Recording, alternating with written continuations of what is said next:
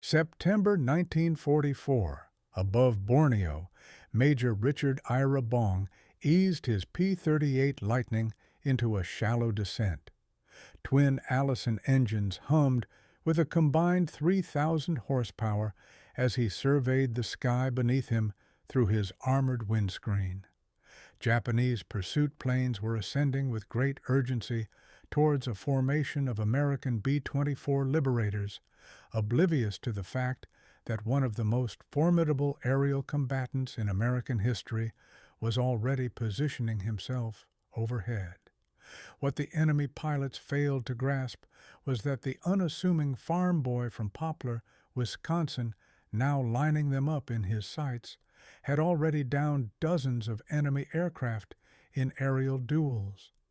By the conclusion of the war, he would achieve 40 confirmed aerial victories, making him the highest-scoring fighter pilot in United States history, a distinction that has remained unmatched for 80 years. This is the chronicle of how a mild-mannered young man from northern Wisconsin became America's most lethal aerial warrior. It's the story of a pilot who, despite initial struggles in training, transformed into an instrument of aerial combat precision, and how a blend of innate ability, rigorous practice, and one of the most formidable fighter aircraft ever conceived forged a legend in the Pacific theater. The path to 40 victories wasn't paved with raw aggression or inherent warrior instincts, but rather with something far more ordinary: disciplinary issues and unauthorized aerobatics in California. At Hamilton Field, California, Second Lieutenant Richard Bong, having recently completed training at Luke Field in Arizona with limited flight hours, was still adapting to the P-38 Lightning when he made choices that nearly terminated his career before it truly began. Official accounts indicate he performed unauthorized low-altitude aerial stunts over the San Francisco area, contravening Army Air Force's regulations. His commanding officer, General George Kenney, was not pleased. The censure was swift and severe. However, Kenney, recognized as one of the most astute commanders in the Pacific, perceived something exceptional in the young flyer. He noted superior aircraft control, an acute spatial awareness, and reflexes that operated with remarkable speed. Rather than permanently grounding Bong, Kenney assigned him additional training and kept him under close observation. What Kenney astutely recognized was that Bong possessed the qualities that distinguish proficient pilots from truly outstanding ones: excellent depth perception, an innate ability to calculate deflection angles, and an unflinching composure under pressure. These were attributes well worth nurturing. By September 1942, Bong was assigned to the 9th Fighter Squadron, 49th Fighter Group, deploying to New Guinea as part of the 5th Air Force. He possessed minimal combat experience. The Japanese, conversely, had been engaged in continuous conflict since 1937. Their pilots were seasoned veterans of campaigns in China, the Philippines, and numerous brutal aerial confrontations across the Pacific. The odds, on paper, favored the enemy. December 1942, above Buna, New Guinea.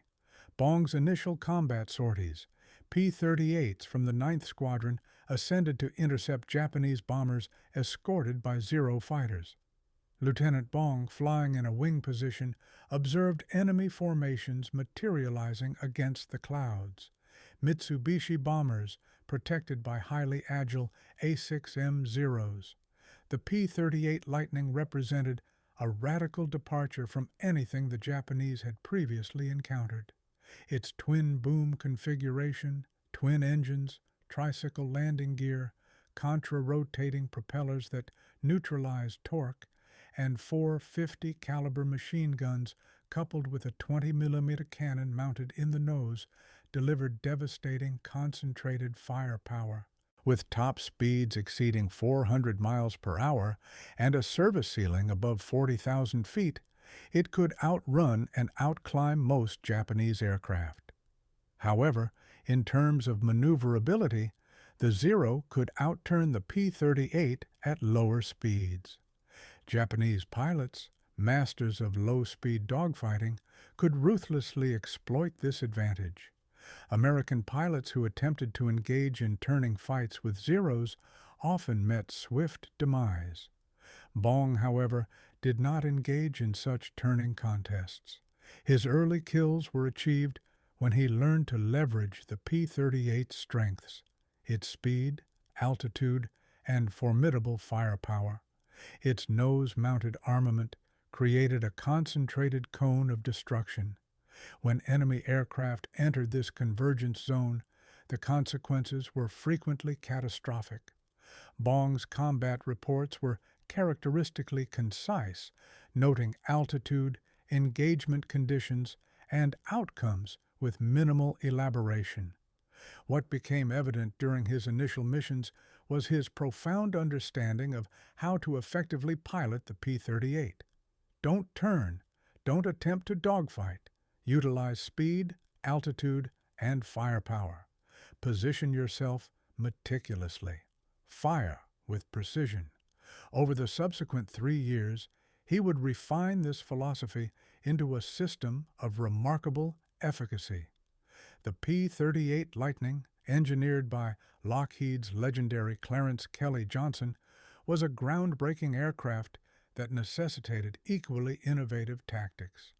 Its twin Allison V-1710 engines delivered performance that seemed extraordinary to pilots accustomed to single-engine fighters.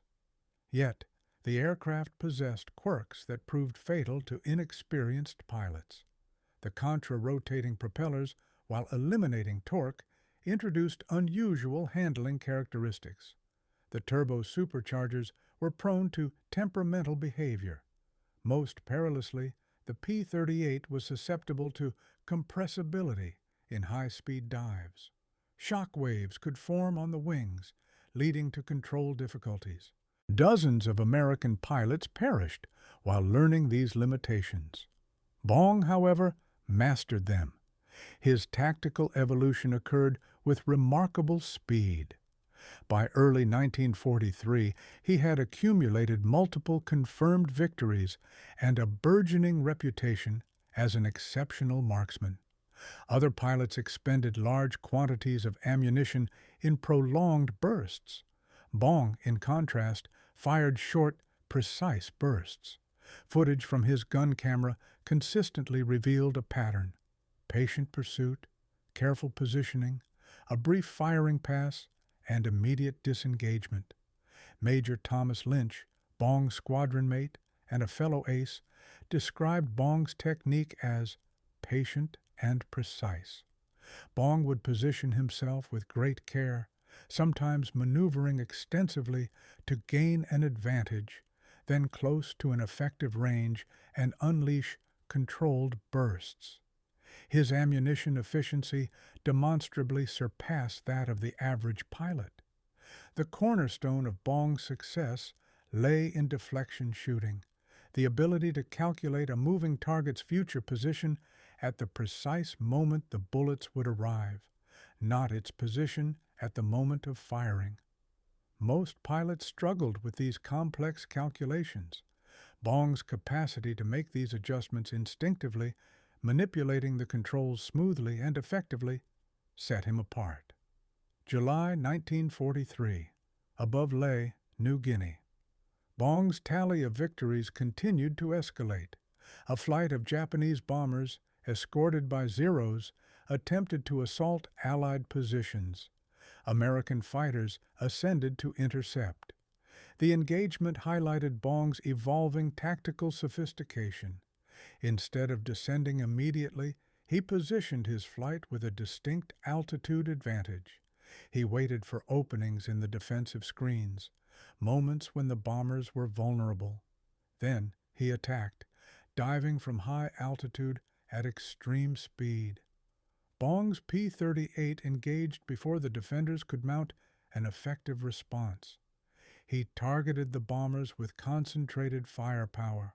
The combined output of 4 machine guns and 1 cannon could rapidly destroy aircraft when accurately aimed. Bong's approach emphasized converting altitude into speed, executing high-speed attack passes, and then regaining altitude for another engagement. Japanese fighters, with their superior maneuverability at lower speeds, often found themselves unable to intercept the faster P-38s employing these tactics. Multiple victories in single missions became increasingly common. Ammunition expenditure per kill remained notably low compared to average pilot performance.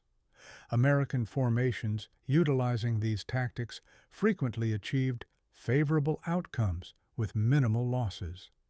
Japanese forces, reviewing combat reports from their pilots, identified recurring patterns in American fighter tactics: attacks from altitude, rapid engagements and disengagements, and highly precise targeting. Reports identified specific aircraft by their markings, including Bong's P-38, affectionately nicknamed Marge after his girlfriend back in Wisconsin. By November 1943, Bong had 21 confirmed victories, establishing him as one of America's premier aces. General Kenney personally presented Bong with the Distinguished Service Cross and sent him back to the United States for a war bond tour. The American public readily embraced the young pilot who had achieved such remarkable success against Japanese forces. However, Bong requested to return to combat duty. By March 1944, he was back in New Guinea, flying an upgraded P-38J, featuring improved engines, enhanced cockpit heating, and hydraulically boosted ailerons that improved high-speed maneuverability. The Japanese air forces, struggling to replenish losses from years of attrition warfare, were now fielding many pilots with limited training. American pilots like Bong possessed extensive flight experience and rigorous gunnery instruction. The experience gap had become substantial. April 1944. Above Hollandia, New Guinea, Bong was leading flights on bomber escort missions.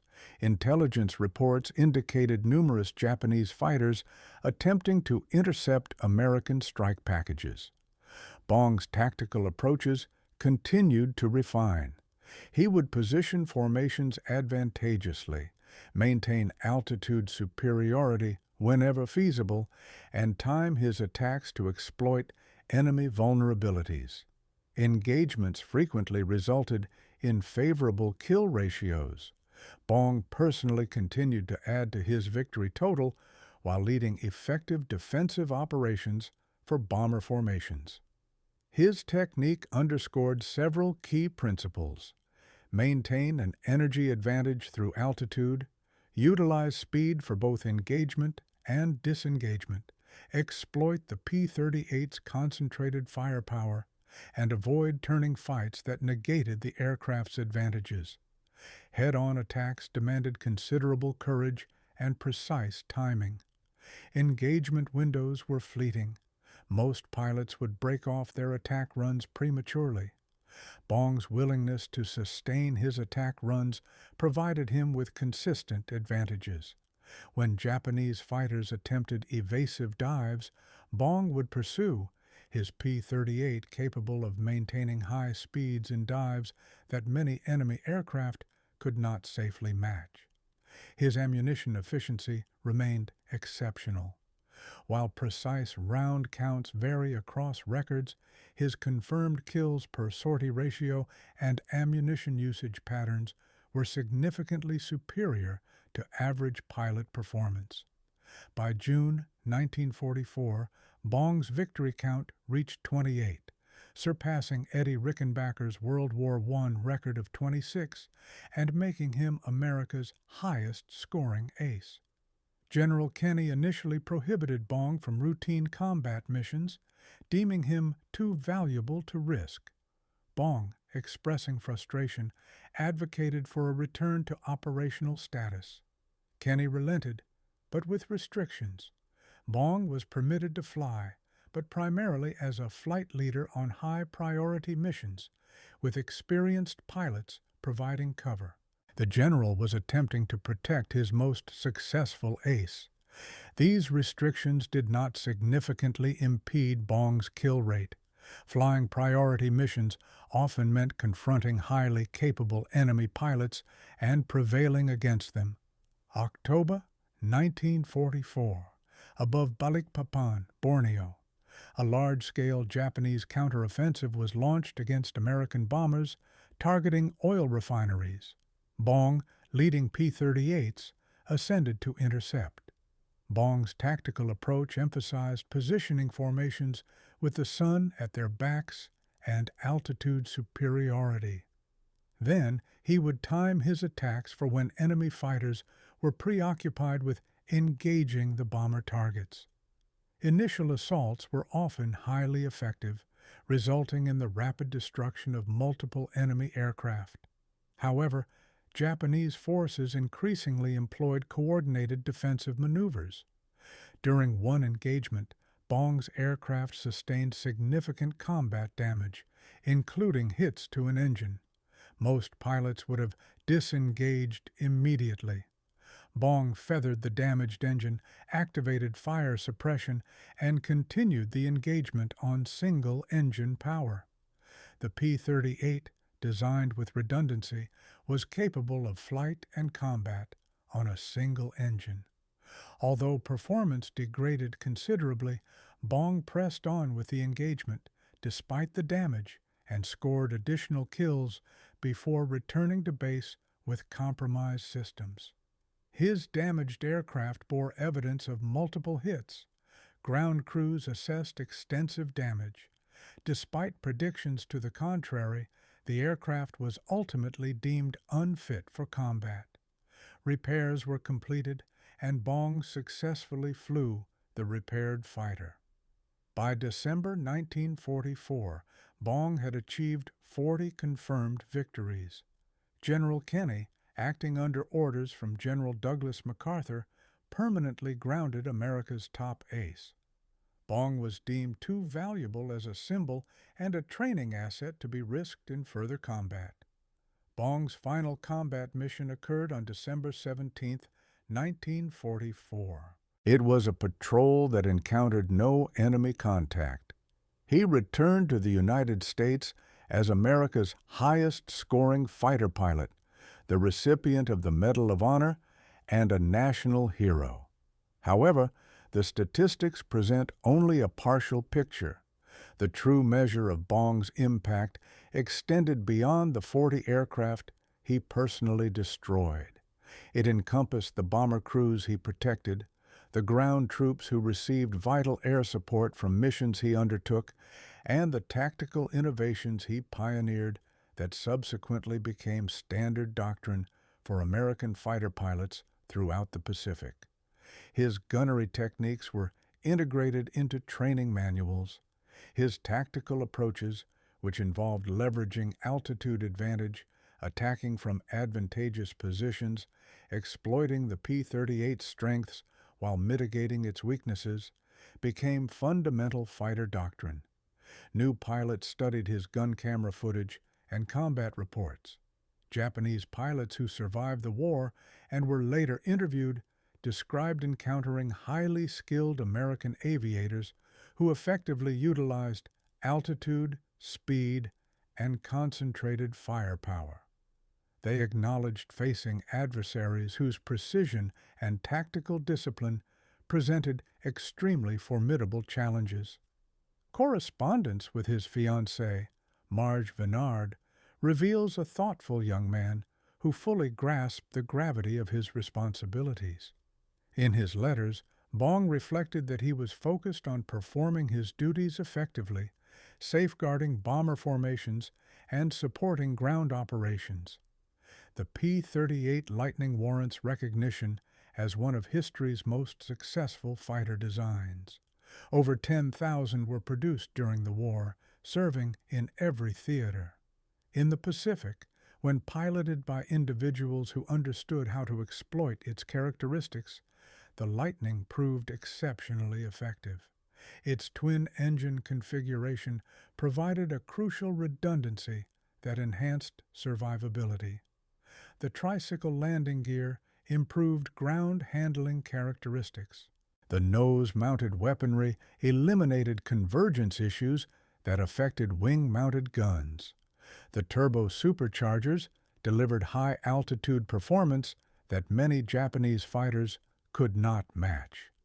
The concentrated firepower, comprising four 50 caliber machine guns and one 20 mm cannon, created impressive destructive capability at effective ranges. When precisely aimed, this firepower could rapidly obliterate enemy aircraft. Bong, with his exceptional marksmanship and adeptness at deflection shooting, achieved remarkably brief engagement times. Technical analysis of gun camera footage conducted by Army Air Force's experts indicated Bong's hit percentage was extraordinarily high when compared to average fighter pilots. While exact percentages vary across different analyses, his accuracy was consistently noted as exceptional, far exceeding typical pilot performance. August 6, 1945. Burbank, California. Lockheed Air Terminal. Major Richard Bong, recently married to Marge and assigned as a test pilot for Lockheed, was conducting acceptance flights on new P-80 Shooting Star jet fighters, America's inaugural operational jet aircraft. The P-80 represented the vanguard of aviation. Its jet engine produced 4,000 pounds of thrust, enabling speeds exceeding 500 miles per hour, representing cutting-edge technology that rendered piston engine fighters obsolete. Bong was transitioning from the P-38 to jets, learning an entirely new flight regime. That afternoon, during a test flight, Bong's P-80 experienced a catastrophic fuel pump failure shortly after takeoff. The engine failed at low altitude, leaving insufficient time or altitude for a recovery attempt. Bong attempted engine restart procedures without success. He tried to reach the runway, but was unable to do so. In the final moments, he attempted to eject, but the altitude was insufficient. The P-80 crashed. Major Richard Ira Bong, America's ace of aces, perished instantly. He was 24 years old. On the same day, an American B-29 bomber named Enola Gay dropped an atomic bomb on Hiroshima, Japan. The news of Bong's death received limited coverage, overshadowed by headlines announcing the dawn of the atomic age. 80 years later, Richard Bong's record of 40 confirmed victories remains unbroken and is likely to remain so permanently. Modern air combat, dominated by beyond visual range missiles and radar-guided weaponry, will never replicate the close-range dogfighting that defined World War II aerial engagements. The young pilot who faced disciplinary challenges early in his career became a legend by mastering fundamental principles: patience, precision, and effective deflection shooting. He did not rely on aggression or recklessness. Instead, he depended on calculated positioning and flawless execution. Every engagement reflected careful planning. Every kill was the result of proper positioning and accurate fire. At the Richard Ira Bong Veterans Historical Center in Superior, Wisconsin, visitors can view his Medal of Honor, his flight logs documenting 200 combat missions, and displays honoring his service. A restored P-38 bearing the Marge nose art represents his wartime aircraft. General George Kenney, who recognized Bong's potential and supported his development, later wrote that Bong was the most effective fighter pilot he had ever observed. Kenney noted that Bong's approach emphasized precision and technique over aggression, making effectiveness appear effortless through the consistent application of sound tactical principles. The battlefields where Bong achieved his 40 victories are now peaceful. The wreckage of Japanese fighters has long since deteriorated into the tropical soil, but the record endures. The young man from Wisconsin who became America's deadliest fighter pilot, the ace of aces who transformed precision and discipline into exceptionally effective combat performance.